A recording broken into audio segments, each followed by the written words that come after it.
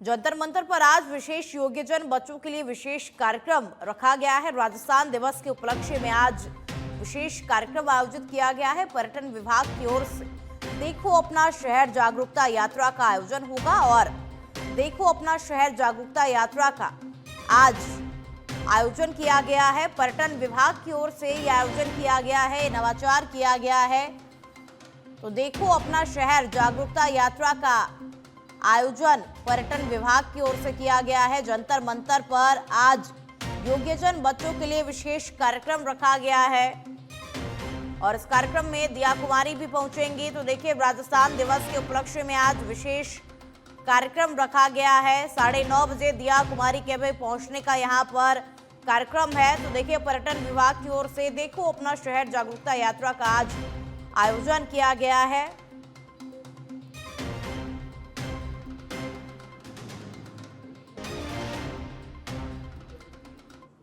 Doctor Jagdish Modi आज कार्यभार संभालेंगे। राजस्थान मेडिकल काउंसिलिंग के नवनियुक्त चेयरमैन हैं और दोपहर 12 बजे काउंसिल पहुंच करके कार्यभार को संभालेंगे। तो राजस्थान मेडिकल काउंसिलिंग के नवनियुक्त चेयरमैन हैं और दोपहर 12 बजे काउंसिल पहुंच करके अपना कार्यभार आज जगदीश मोदी संभालेंगे। तो डॉक्टर जगदीश मोदी आज कार्यभार संभाल लेंगे। दोपहर 12 बजे काउंसिल पहुंच करके आज कार्यभार को संभालेंगे। राजस्थान मेडिकल काउंसिल के नवनियुक्त चेयरमैन जगदीश मोदी हैं और दोपहर 12 बजे काउंसिल पहुंच करके कार्यभार को संभालेंगे।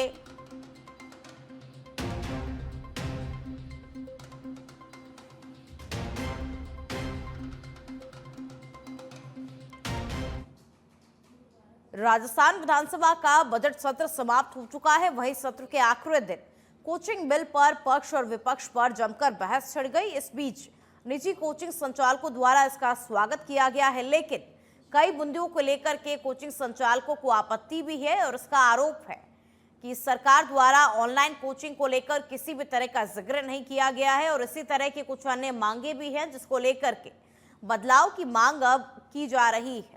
तो कई बिंदुओं को लेकर के बदलाव की मांग की जा रही है। विधानसभा का बजट सत्र समाप्त हो चुका है और अंतिम दिन बहस भी छिड़ी। कोचिंग बिल पर बहस छिड़ी। पक्ष और विपक्ष के बीच में कई बिंदुओं को लेकर के बदलाव की मांग भी उठ रही है। मैं उसका दिल से स्वागत करता हूं और सभी कोचिंग वाले से दिल से स्वागत कर रहे हैं। लेकिन इस कोचिंग लाइन का जो ये बिल आई, इसमें बहुत सारे सुधार की आवश्यकता है। जैसे कि इन्होंने कोचिंग को एक ही नजरिए से देख रहे हैं। बाकी कोचिंग दो प्रकार की है। एक तो होती है एंट्रेंस एग्जाम के लिए, जिसमें बच्चा 15 से 22 साल तक का ही होता है। बच्चे की जो एज ग्रुप है वो 15 से 22 साल तक की होती है। दूसरी होती है कि कंपटीशन एग्जाम की, जिसमें गवर्नमेंट जॉब के लिए बच्चा तैयारी करता है।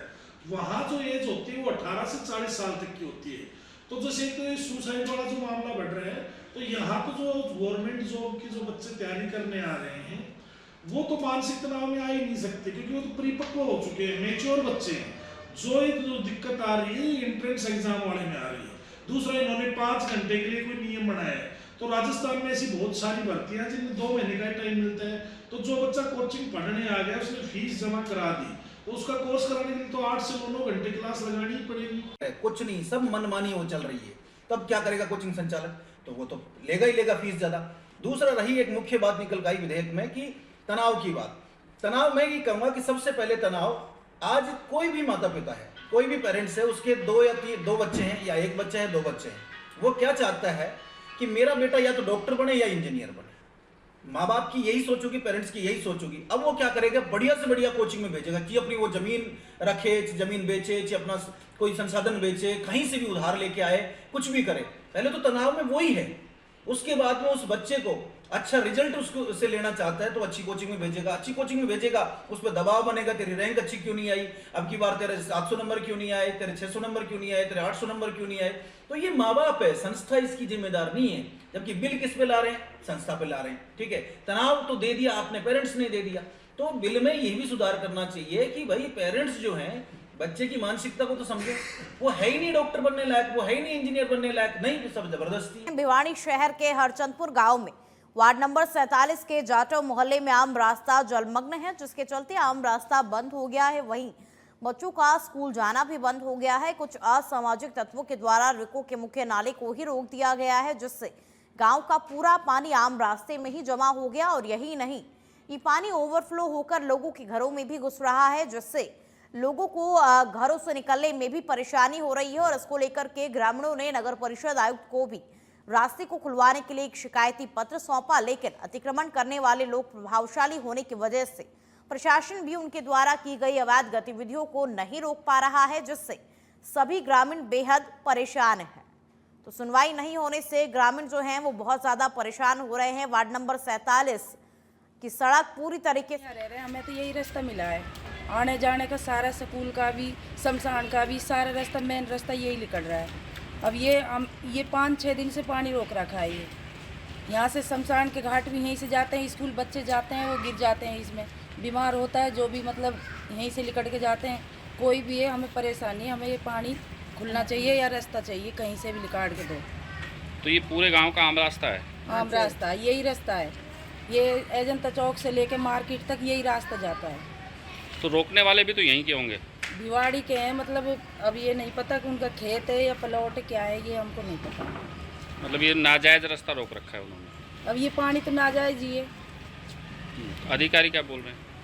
अधिकारी तो बोलते आए, पर अब अभी आए ही नहीं, कोई भी, कोई कुछ भी हमारी सुनाई कर ही नहीं रहे। भैया ये पानी रोक दिया उड़ा को, पानी की तो पहली की तो मैं नहीं कह सकूँ, पर रास्ता तो यहीं से ही है। पानी भी अब तो 15-20 साल से यहीं से जा रहा हो सीधो, और रास्ता तो पहली तय मैं इतनी जब से देखती आ रही हूँ, क्योंकि हमारा खेत है यहाँ पे, भिवाड़ी का रहने वाला हम भी, और भिवाड़ी का ही वे हमारे परिवार का ही है जो कि रोक।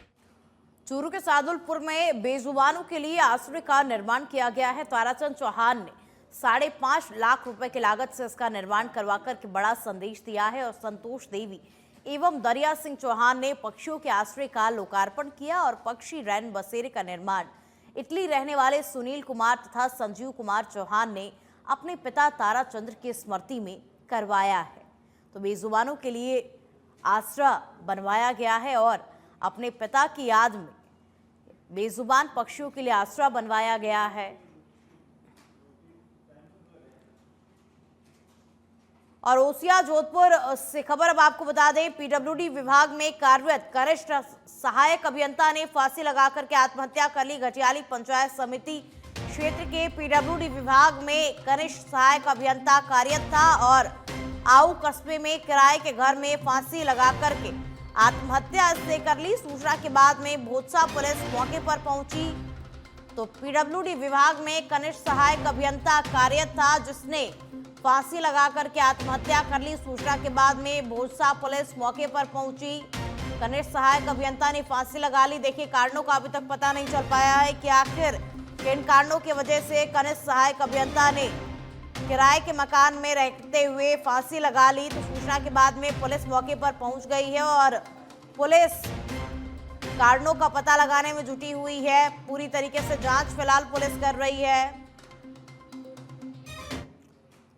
ब्यावर के विजयनगर में वीएचपी मातृशक्ति का प्रशिक्षण अभ्यास वर्ग चल रहा है, जिसमें 90 महिला सदस्यों ने हिस्सा लिया और इस अभ्यास वर्ग की शुरुआत दीप प्रज्वलित करने से हुई, जिस दौरान प्रांत संयोजिका और प्रांत मंत्री, क्षेत्रीय संयोजिका समेत कई लोग मौजूद रहे। विश्व हिंदू परिषद मातृशक्ति के तत्वाधान में विश्वकर्मा फार्म हाउस में आयोजित ये 3 दिवसीय कार्यक्रम है।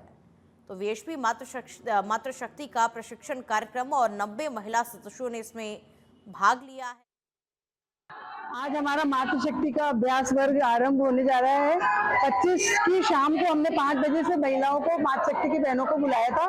तो यहाँ पर लगभग 80 की संख्या बहनों की है। चित्तौड़ प्रांत का ये अभ्यास वर्ग हर वर्ष की भांति इस वर्ष भी अब की बार हमने 2 अभ्यास वर्ग रखे हैं। ये प्रथम अभ्यास वर्ग है विजयनगर, ब्यावर जिले के विजयनगर प्रखंड के अंदर ये अभ्यास वर्ग रहेगा। इसके अंदर 3 दिवसीय ये पूर्णतः आवासीय है। बहनों को शारीरिक, मानसिक एवं योग, दंड, नियुद्ध और बौद्धिक और चर्चा के सत्र, विभिन्न सत्रों के माध्यम से इनको अभ्यास वर्ग निरंतर चलता है। पाली के सुमेरपुर में वार्षिक लेखाबंदी के चलते शहर के जवाईबाद रोड स्थित महाराजा उमेश सिंह कृषि उपज मंडी समिति में व्यापार संघ ने 3 दिवस का अवकाश की घोषणा की है और व्यापार संघ अध्यक्ष पुखराज सोलंकी ने बताया कि मार्च माह में वार्षिक लेखाबंदी के चलते 28 से 31 मार्च तक मंडी में जिंसों की नीलामी कार्य संपूर्ण रूप से बंद रहेगा और आगामी 1 अप्रैल यानी मंगलवार से नीलामी के लिए किसान भाई अपनी उपज मंडी में नियमित ला सकेंगे।